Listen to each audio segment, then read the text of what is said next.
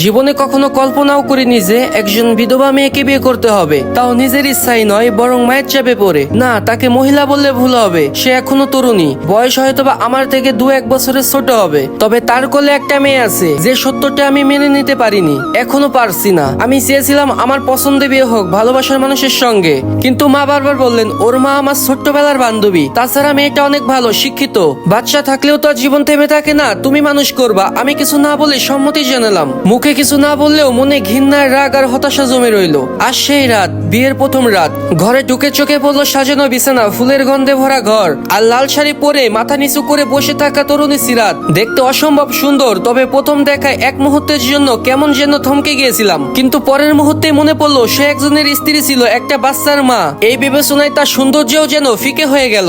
তারপর চুপচাপ এগিয়ে গিয়ে মাথার পাগড়ি খুলে ফেললাম। বললাম, শুনুন, এসব নাটক বন্ধ করুন, মনে মনে খুশি হয়ে বসে আছেন, দেখুন এই বিয়েটা আমি নিজের ইচ্ছায় করিনি, মায়ের আবেগে বাধ্য হয়েছি। আপনি আমার স্ত্রী কেবল কাগজ কলমে, মোটেও বাস্তবে নয়। আমি আপনাকে স্ত্রী হিসাবে স্বীকার করব না, আর আপনার মেয়েকে আমার সামনে কখনো আনবেন না। আপনার কোনো অধিকার আমার উপরে নেই, সেটা বুঝে চলবেন। বলেই দরজা ধাক্কা দিয়ে বের হয়ে গেলাম। পিছনে হালকা কান্না করার শব্দ পেলাম, কিন্তু ভাব করলাম আমি যেন কিছুই শুনিনি। তারপর আমি ছাদে উঠে গেলাম। রাতটা ছিল অপূর্ব সুন্দর, আকাশের রূপসী চাঁদ, ঠান্ডা হাওয়া, তবুও মনে হচ্ছিল আমার জীবনটা যেন অন্ধকারে হারিয়ে গিয়েছে। শেষমেশ আমি এক অন্যের ফেলে যাওয়া সম্পর্কের খুঁটির সাথে আটকে গেলাম। মায়ের ওপরে রাগে কাজ জ্বলছিল। কিছুক্ষণ চুপচাপ দাঁড়িয়ে থেকে নিচে নেমে অন্য একটা রুমে চলে গেলাম এবং শুয়ে পড়লাম। পরদিন থেকে আমি সিরাত এবং তার মেয়েকে এড়িয়ে চলতে শুরু করলাম। একটা নিঃশব্দ গৃহিণীর মতো সিরাত ঘর গোছায়, রান্না করে, কাপড় কাচে। তার 1 বছরের বাচ্চা নাইরা হামাগুড়ি দিয়ে ঘরের এ মাথা থেকে ও মাথা যায়। আমি যখন সন্ধ্যায় বাসায় ফিরি তখন আমাকে দেখে এক কোণে বসে মিটমিট করে হাসে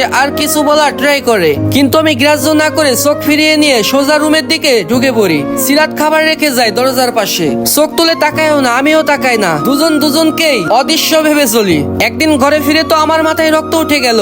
ঘরে ফিরে দেখি সবকিছু রুমের এলোমেলো, ডায়েরি গুলো ছড়ানো, বালিশ নিচে, খাতাগুলো ছেঁড়া। মাথায় যেন আকাশ ভেঙে পড়লো। চিৎকার দিয়ে উঠলাম, নাইরা, সিরাত। সিরাত দৌড়ে এসে মুখ থমকে ওঠার মতো অবস্থা এবং বলতে শুরু করলো, জি জি, কি হয়েছে বলুন না আমায়। আমি রেগে গজ গজ করে বলতে শুরু করলাম, আপনার মেয়েকে বলছি না আমার রুমে ঢুকতে দেবেন না। এ কি অবস্থা, একবার বললে কান পর্যন্ত পৌঁছায় না কথা। আমার এমন কথা শুনে সিরাত হাঁটু গেড়ে আমার পায়ে পড়ে গেল এবং করুণ সুরে বলতে শুরু করলো, দয়া করে ওকে কিছু বলবেন না, ও তো এখনো ছোট, ও কিছুই বোঝে না, আর আমি ওকে দেখে রাখতে পারিনি, সব ভুলটা আমারই, এমনটা আর কখনোই হবে না, প্লিজ ওকে কিছু বলবেন না। তার চোখের জল আমার পায়ে ঝরে পড়ছে, কিন্তু এতে আমার একটুও দয়া হয় না, উল্টা বিরক্তি বাড়লো। চুপচাপ ঘর থেকে বেরিয়ে গেলাম। তারপর অনেক রাতে বাসায় এসে রুমের দিকে তাকাতেই আমি যেন থমকে গেলাম। রুমটা একেবারে গোছানো, আগে থেকে বেশি পরিপাটি, বিছানার চাদর থেকে শুরু করে সবকিছু যেন চকচক করছে। এমনটা দেখে মনটা অদ্ভুত ভাবে হালকা হতে লাগলো। শরীরটা এগিয়ে দিলাম বিছানায়, লাইট অফ, ফ্যান অন। হঠাৎ পাশে রুম থেকে এক চাপা কান্নার আওয়াজ ভেসে এলো। সিরাত আবারও কান্না করতেছি, কিন্তু এবারও আমি গ্রাহ্য করলাম না। আগের মতোই কিছু না শোনার ভান করে চোখ বন্ধ করে শুয়ে রইলাম। সিরাত কান্না করতেছিল, জানালা বন্ধ, তবুও কান্নার শব্দ ঠেকিয়ে রাখা যায়নি। আমি পাশ ফিরে ঘুমানোর চেষ্টা করলাম, কিন্তু সেই চাপা কান্নার শব্দটা যেন বুকের ভেতরে খোঁচা দিয়ে যাচ্ছিল। মনে মনে ভাবতে শুরু করলাম, আচ্ছা এই মেয়েটা প্রতিদিন আমার এত অবহেলা, ঘৃণা, চিৎকার সবকিছু সহ্য করে যাচ্ছে কিভাবে। এটা ভাবতে ভাবতে কখন যে ঘুমিয়ে পড়লাম বুঝতেই পারলাম না। পরদিন খুব সকালে ঘুম ভাঙলো চায়ের গন্ধে। রুমের দরজা খুলে দেখি একটা ছোট ট্রেতে চা রাখা, চায়ের কাপের পাশে ছোট্ট একটা চিরকুট রাখা। চিরকুটে সুন্দর করে লেখা ছিল, আপনার তো সকালে মাথা ব্যথা করে, তাই চিনির পরিমাণটা একটু কমিয়ে দিয়েছি, ভালো লাগলে বলবেন। চোখ যেন আটকে গেল, ভালো লাগলে বলবেন কথাটাই। মনে মনে ভাবলাম, এতটা অপমানের পরেও মেয়েটা এখনো কি করে আমার পছন্দের জিনিসগুলো মনে রাখে। তারপর চা রেখে আবারও ঘুমিয়ে পড়লাম। সেদিন বিকালে ঘরে ফিরতেই নায়রাকে দেখে দরজার সামনে দাঁড়িয়ে মুখে মিটমিট হাসি, আমার দিকে ছোট ছোট হাত বাড়িয়ে বলল, আব্বু। আমার বুকের ভেতরটা যেন কাঁপনে উঠলো। এই প্রথম সে আমাকে কিছু বলতে চাইলো। আমি চোখ সরিয়ে চলে গেলাম, কিন্তু তার সেই নিষ্পাপ মুখটা আমার মনে গেঁথে রইল। আমার স্ত্রী সিরাত দূর থেকে সবকিছু দেখছিল, কিন্তু কিছুই বললো না। কয়েকদিন এভাবে কেটে গেল। আমার চুপচাপ আসা যাওয়া, সিরাতের নীরব সেবা, নাইরার ছোট হাসি। একদিন রাতে দেখি আমার মাথার কাছে ব্যথার ওষুধ রাখা আর একটা চিরকুট লেখা, আজ মাথা ব্যথার কথা বলেছিলেন দুপুরে, তাই ওষুধটা রেখে গেলাম, সময় করে খেয়ে নিবেন। আমি অবাক হয়ে চিরকুটটা পড়ছিলাম। আমার মুখে কেউ এত বছর পরে মমতা ছুঁয়ে দিল যেন।